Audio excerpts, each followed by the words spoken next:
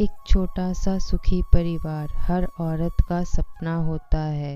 मेरा परिवार भी छोटा था पर सुखी नहीं। मुझे दिन रात अपनी माँ की चिंता होती थी क्योंकि मेरी माँ अकेली हो गई थी पापा के जाने के बाद। यही बात मुझे बहुत सताती है। रात के 3 बज रहे हैं पर मुझे नींद नहीं आ रही है। मन बहुत उदास है। एक बार पति सोहम की तरफ पलट कर देखा तो वो बड़ी ही सुकून भरी नींद में सो रहे थे। एक बार तो देखकर मन घृणा से भर गया। पिछले कुछ दिनों में जो भी घटा है मेरे साथ, उसने मुझे सोचने पर मजबूर कर दिया है कि मेरी माँ का अब क्या होगा। अकेले कैसे अपनी ज़िंदगी बिताएगी बिना किसी सहारे के, क्योंकि सास और पति उसका कोई भी फैसले में उसका कोई साथ नहीं देने को तैयार थे। वह यही सोचते थे कि जैसे तैसे रचना अपनी मायके की सारी प्रॉपर्टी बेचकर पैसे उनके हाथ में थमा दे।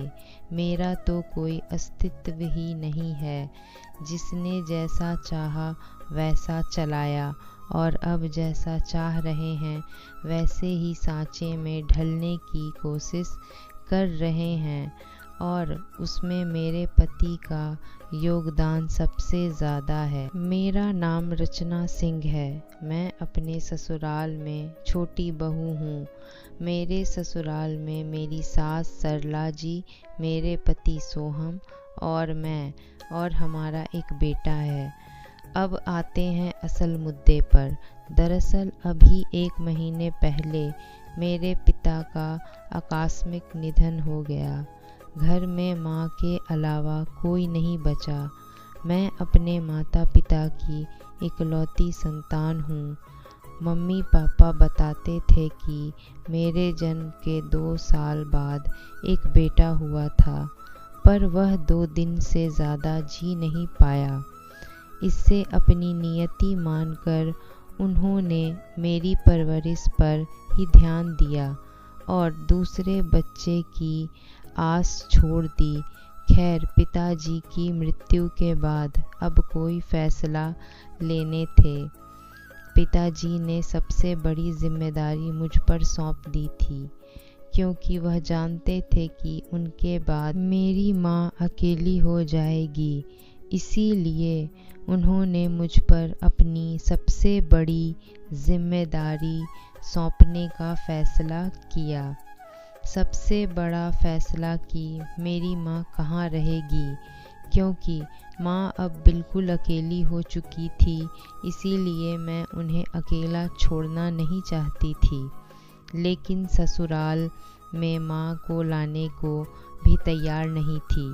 कारण जब मेरे बेटे ने जन्म लिया था उस समय मेरी माँ यहाँ 1 महीने के लिए आई थी।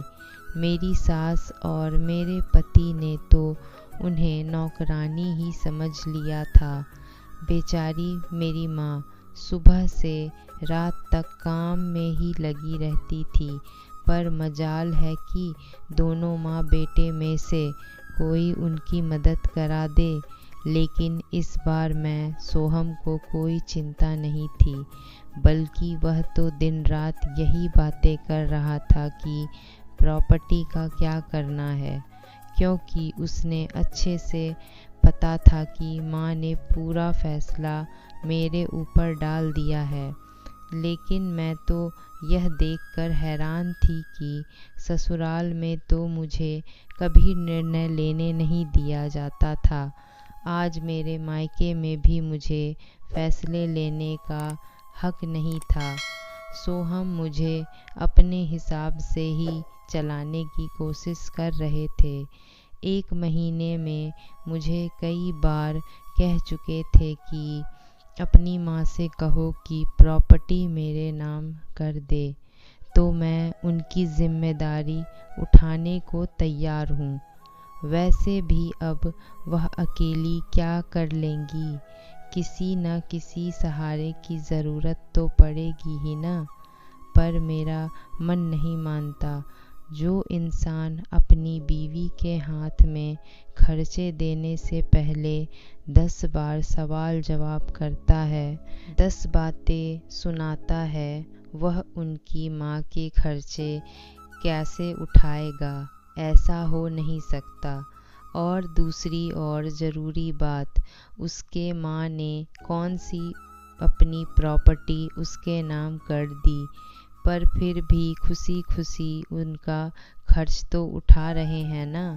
तुम्हारे भैया भाभी तो बाहर रहते हैं, साल में 2-3 बार आते हैं, सारा खर्चा सोहम ही तो उठाते हैं। तो ये इंसान मेरी माँ से सौदेबाजी क्यों करना चाहता है? बस यही बात मेरे दिल में चुभ रही है। कल रात जब सासू माँ से इस बारे में बात की तो उन्होंने मुझे ही डांट दिया। क्या गलत कह रहे हैं वो? मेरा बेटा तुम्हारी माँ के खर्चे क्यों उठाएगा?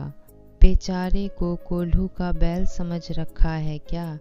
पर माँ जी, जैसे आप हमारी जिम्मेदारी हो, वैसे ही मेरी माँ भी तो हमारी जिम्मेदारी है ना। तू मेरी बराबरी अपनी माँ से कर रही है। मैंने अपने बेटे को जन्म दिया है, पाल पोस कर बड़ा किया है, बदले में वह मेरी सेवा कर रहा है तो तुझे देखकर जलन हो रही है। इतना ही सेवा करवाने का शौक था तो एक बेटा और पैदा कर लेती तेरी माँ। और वैसे भी औरत को क्या पता कि किस तरह से फैसले लेने हैं। तेरे पिता तो रहे नहीं, अब वो निर्णय सोहम ही लेगा ना। इसके आगे मैं कुछ कह ना सकी। गलत तो कुछ कह नहीं रही थी वो। मैं बेटी हूँ, बेटा नहीं, यह मेरी सास ने बता दिया था। पर बेटा मजबूत हो और बेटी कमज़ोर, ऐसा हो नहीं सकता। अब मेरे दिमाग में एक ही बात है। मैं निर्णय ले चुकी हूँ कि मुझे करना क्या है। बस वही निर्णय लेकर मैं सो गई। सुबह जब उठी तो आज की सुबह कुछ अलग ही लगी। मैं जल्दी जल्दी घर के काम कर रही थी। मुझे देखकर मेरी सासू माँ सोहम से बोली, आज बहू को कहीं जाना है क्या? बड़ी जल्दी जल्दी काम कर रही है। मुझे देखकर सोहम ने कहा, कहीं जा रही हो क्या तुम? हाँ, माँ के पास जा रही हूँ। क्यों? तुमने तो मुझसे पूछा भी नहीं। सोच रही हूँ कि वहाँ का घर बेच दूँ। बात सुनकर सोहम के चेहरे पर चमक आ गई। इससे पहले कि सोहम कुछ कहता, कहा, मैंने सोच रही हूँ कि वहाँ की प्रॉपर्टी बेचकर यहाँ माँ के नाम से एक छोटा सा मकान ले लूँ और बाकी पैसे माँ के नाम से अकाउंट में ट्रांसफ़र कर दूँ। माँ के खर्चे में काम आएंगे। माँ पास में रहेगी तो मैं भी उन्हें आसानी से दिन में जाकर संभाल लूँगी। तुम्हारी इतनी हिम्मत कि तुम मेरे फैसलों के ऊपर जाओ। देख रही हूँ बात ज़्यादा बोलने लगी हो आजकल। मैं आपको फैसले के ऊपर कहाँ जा रही हूँ। मैंने कभी ससुराल में बीच में नहीं बोला। कभी किसी निर्णय में आपने मुझे साथ में नहीं लिया।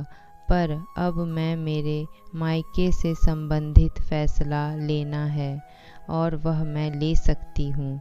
मेरी माँ है, उन्होंने मुझे जन्म दिया है तो उनके बारे में सोचने की जिम्मेदारी मेरी है ना।